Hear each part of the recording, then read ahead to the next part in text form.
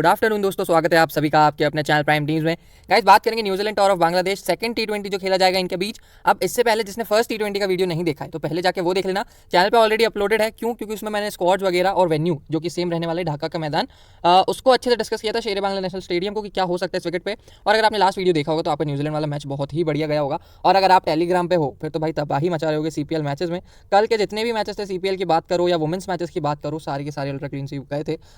सब ने स्क्रीनशॉट भेजे। अगर आप भी भेजते हो स्क्रीनशॉट तो अच्छी बात है, मैं पोस्ट कर देता हूँ। अगर नहीं भेजते हो तो भेजा करो, मुझे भी एक आइडिया लगता है कि हाँ लोगों का प्रॉफिट हो रहा है या फिर कैसा चल रहा है, आपको और मेहनत करने की जरूरत है या फिर जो भी आपका एक्सपीरियंस रहता है वो जरूर शेयर किया करो, ठीक है। उससे पहले अगर आपने हमारा यूट्यूब चैनल सब्सक्राइब नहीं किया तो वो कर लो, बेल आइकन प्रेस कर लो। आईपीएल आने वाला है, स्क्वाड में जो भी चेंजेस है उसका इंट्रोडक्टरी वीडियो में हर टीम के लिए बना दूंगा, ठीक। सीपीएल चल रहा है उसके भी वीडियोस आपको रेगुलरली मिल रहे हैं, जो भी इंटरनेशनल गेम हो रहा है उसके भी वीडियोस में डालने की कोशिश कर रहा हूँ। तो थोड़ा सपोर्ट दिखाओ, वीडियो लाइक कर लिया करो, चैनल सब्सक्राइब कर लिया करो, टेलीग्राम तो ज्वाइन करना भूला भी मत करो, बहुत लॉस हो जाता है। जैसे कल दोनों मैचेस की मैंने वीडियो नहीं डाली, सीपीएल के डायरेक्ट टीम दी थी और काफ़ी अच्छा डायरेक्ट टीम से भी प्रॉफिट हुआ था, ठीक है। क्योंकि कल जो मैचेस थे वो रिपीटेटिव थे और जो पहले भी हो चुके थे, तो मुझे लगता नहीं था कि उसका वीडियो वापस बनाना चाहिए, आप वैसे भी समझ जाते, ठीक। अब बात करते हैं इस मैच की। तो सेकंड टी20 ये होगा आज के दिन 3:30 बजे, ठीक है। 3 सितंबर 3 बजे टॉस होगा तो 3 बजे ही टेलीग्राम चैनल पर पहुंच जाना, जरूरी अपडेट्स आपको वहाँ मिलती रहती है। वेन्यू सेम है जहाँ लास्ट मैच होता है, शेर Bangla national stadium Dhaka. 31 degree Celsius रहने वाला है, सनी वेदर है, बारिश का कोई चांसेस नहीं है। वेन्यू एंड पिच इन्फो अगर आपको रिवाइज करवाऊँ तो 50 मैचेस टोटल है, 25 बार चेज और 25 बार डिफेंड हुआ है। स्कोर यहाँ पे एवरेज स्कोर 150 के आसपास रहता है, वही देखने को मिलता है। हाई स्कोर यहाँ पे बांग्लादेश ने बनाया था और लोएस्ट स्कोर लास्ट मैच में यहाँ पे न्यूजीलैंड ने बना दिया था 60 रन का। स्कोरिंग पैटर्न देखोगे तो बिलो 150 भी आपको दिखेगा स्कोर 28 बार, जो कि बताता है कि बैटिंग के लिए मुश्किल है ग्राउंड।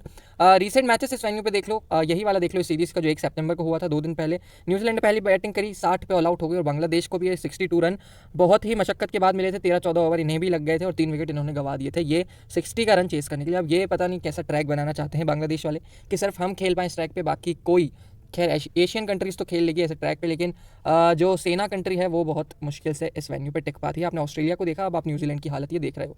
अब रिकॉर्ड स्टेडियम पे जो न्यूजीलैंड के प्लेयर्स हैं उन्होंने खेला नहीं है ज़्यादा, तो उनका डेटा है ही नहीं। एक्चुअली पूरा ही नया स्क्वाड है, पूरा यंग स्क्वाड है, तो उन्होंने इस वेन्यू पे खेला नहीं। जो खेला था लास्ट मैच में, और लास्ट मैच में कैसा खेला है वो आपको भी पता है, तो उससे कोई रिकॉर्ड वगैरह का अब ताल्लुकात मतलब हो समझो कि नहीं है।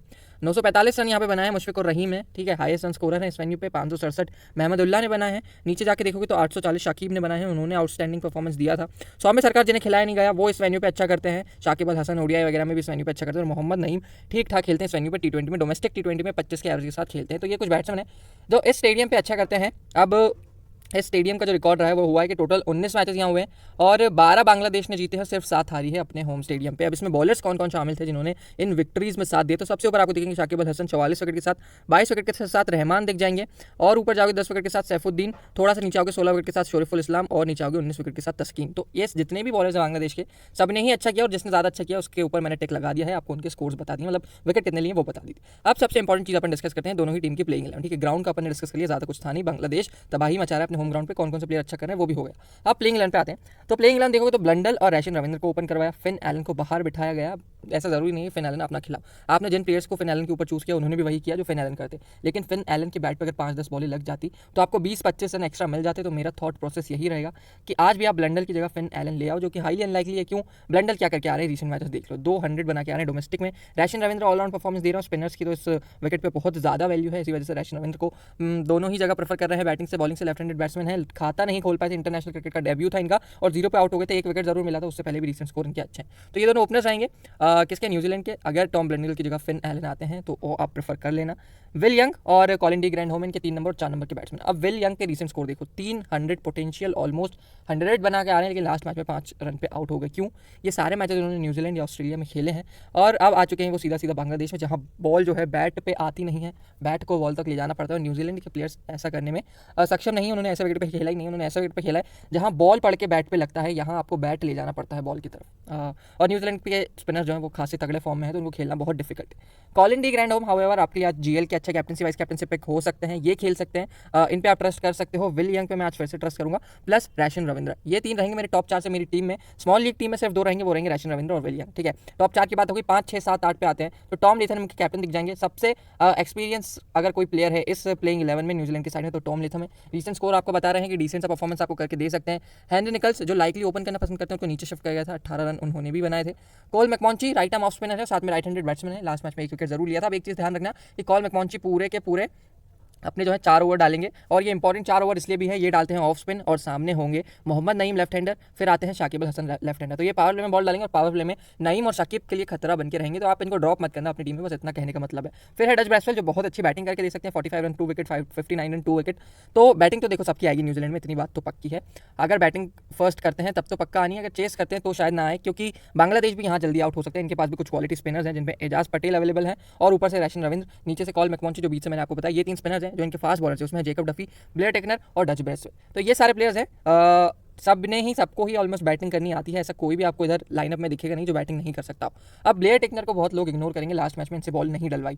क्यों नहीं डलवाई? क्योंकि सेकंड इनिंग में वैसे ही वो नए बॉल से स्पिन होने लगते, तो सेकंड इनिंग में तो मीडियम पेसर किसी काम के बचते नहीं। लेकिन इन केस अगर न्यूजीलैंड फर्स्ट बैटिंग कर रहा है तो ब्लेयर टेक्नर आपके लिए बहुत ही अच्छा काम करके दे सकते हैं। डेथ ओवर स्पेशलिस्ट है, अगर जीएल में सीवीसी बनाने का सोच रहे हो किसी को तो एक बार इन्हें जरूर ट्राई करना। बस शर्त यह है कि न्यूजीलैंड क्या है, न्यूजीलैंड पहले बॉल डाले। बेंच देखोगे, बेन सीयर्स, स्कॉट कुगलाइन और फिन एलन बैठे हैं, कोई भी आता है रिकॉर्ड आपके सामने है। फिन एलन खासकर द 100 में अच्छा करके आ रहे हैं तो आप उन्हें ट्राई कर सकते हो, बाकी कुगलाइन आते हैं तो डिफॉल्ट पैक बन जाते हैं। बांग्लादेश की तरफ से देखोगे तो नईम और लिटन दास ओपन कर रहे हैं, ठीक है, दोनों ही ठीक ठाक फॉर्म में थे। नईम इंजरी से पहले बहुत अच्छा कर रहे थे, लेकिन जब से इंजरी के बाद आए उतना अच्छा नहीं कर रहे हैं। फिर मोहम्मद नईम की बात करोगे तो ये आपको 30-40 अच्छे रन बना के दे सकते हैं, बैटिंग फर्स्ट करते हुए खासकर अच्छा करते हैं, चेस करते हुए उतना अच्छा नहीं करते हैं। फिर आते हैं Shakib Al Hasan, must pick, Mushfiqur Rahim. Criteria रहेगा कि बांग्लादेश पहले बैटिंग करे तो अपन इनको टीम में लेंगे, अगर न्यूजीलैंड पहले बैटिंग करेगा तो टॉम लेथम की तरफ अपन जाएंगे, ठीक है, या फिर टॉम ब्लेंडल अगर थोड़ा सा रिस्की लेना है। टॉप 4 की बात होगी, मस्ट पिक्स लिटन दास और शाकिब अल हसन रहेंगे, बैटिंग फर्स्ट करते तो मुशफिकुर रहीम, अगर थोड़ा सा और सेफ जाने तो नईम, लिटन और शाकिब ले लेना अगर आप मुशफिक को ड्रॉप कर रहे हो तो, ठीक है। टॉप 4 की बात होगी। 5, 6, 7, 8 की बात करते हैं। महमदुल्लाह, आफिफ हुसैन, नूरुल हसन और मेहदी हसन हैं इनके मिडिल ऑर्डर में।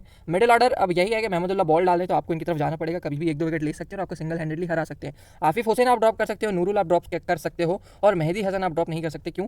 सेम सिनेरियो वही है, देखो न्यूजीलैंड से भी एक ओपनर है लेफ्टी, और बीच में भी उनके पास बहुत सारे लेफ्ट हैंडेड बैट्समैन है, तो मेहदी हसन आपको चाहिए राइट आर्म ऑफ स्पिन डालने के लिए, उनको काउंटर करने के लिए।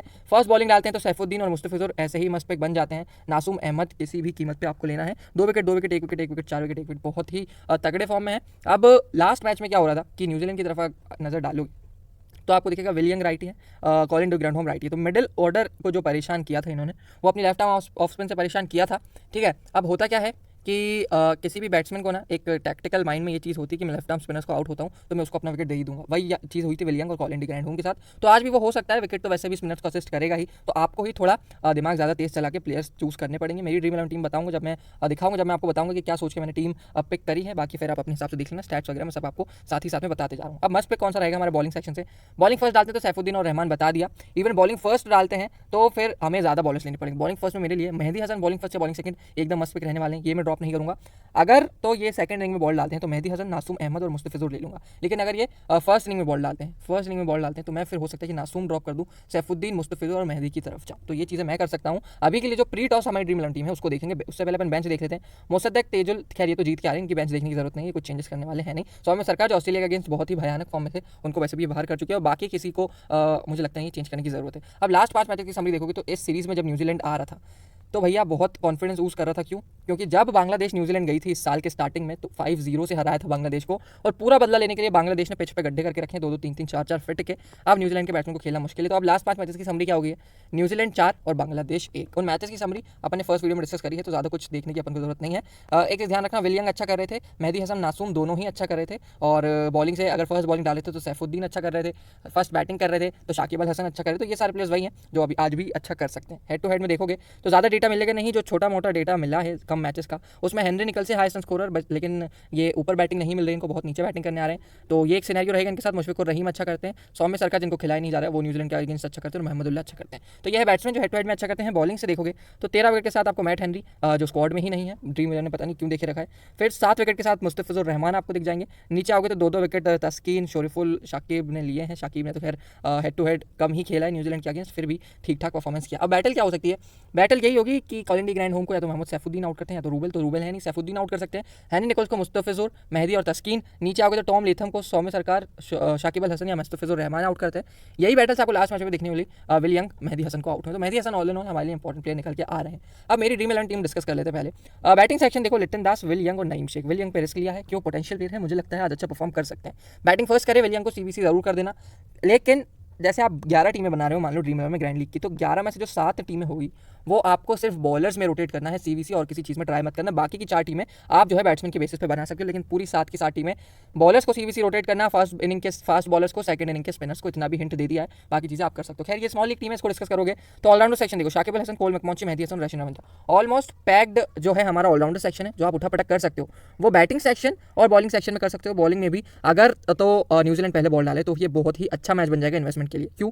फिर हम ले लेंगे नासूम की जगह ब्लेयर टेक्नर, जो हमें डेथ में इजीली 2 से 3 विकेट दे सकते हैं, और वही हमारा ट्रम्प एक बन जाएगा। लेकिन फिर अगर नासूम आके सेकंड इनिंग में 4 विकेट ले जाए तो फिर उसका अपन कुछ नहीं कर सकते, ठीक है। तो ये चीज़ है। लेकिन एक और चीज़ जो अपन कर सकते हैं वो ये रहेगी कि सेकंड इनिंग में मुस्तफिजुर को ना अपन लेके यहाँ पे जो है अपन ले लेंगे किसको, या तो फिर अपन हेनरी की तरफ जाएंगे, मैट हेनरी अगर खेलते हैं तो, या तो फिर अपन जाएंगे बेन सीयर्स अगर वो आते हैं तो ये कुछ ग्रैंड लीग के ऑप्शंस बन जाएंगे।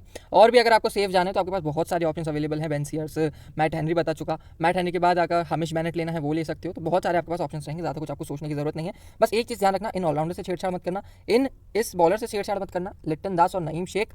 अब एक जो चीज़ आप कर सकते हो, नईम की जगह महमूदुल्लाह आ सकता है, विल यंग की जगह महमूदुल्लाह आ सकते हैं, और विकेट कीपिंग सेक्शन में लेथम की जगह मुशफिकुर रहीम आ सकते हैं। तो ये चीज़ आप कर सकते हो। कैप्टनसी वाइस कैप्टनसी शाकिब और रशीद रविंद्र को दी है। 27 या फिर 28% वाइस कैप्टनसी जो है मुस्तफिजुर रहमान को मिली हुई है। फर्स्ट इनिंग में बॉल डालते हैं तो मैं भी आपको प्रेफर कर दूंगा कि मुस्तफिजुर रहमान को बनाओ, लेकिन अगर सेकंड इनिंग में बॉल डालते हैं तो फिर मैं रशीद रविंद्र ही आपको प्रेफर करने वाला हूँ, ठीक है। तो ये चीज़ है जो हो सकती है। बाकी ग्रैंड लीग के लिए क्या करना है वो मैंने बता दिया है। फाइनल टीम्स आपको टेलीग्राम पर मिल जाएगी। तो मिलता हूँ आपसे टेलीग्राम चैनल पे। अभी तक वीडियो लाइक नहीं किया, चैनल सब्सक्राइब नहीं किया तो वो कर दो, और टेलीग्राम चैनल ज्वाइन करना मत भूलना। कमेंट सेक्शन, डिस्क्रिप्शन दोनों जगह आपको लिंक मिल जाएगी, ठीक है। Bye bye.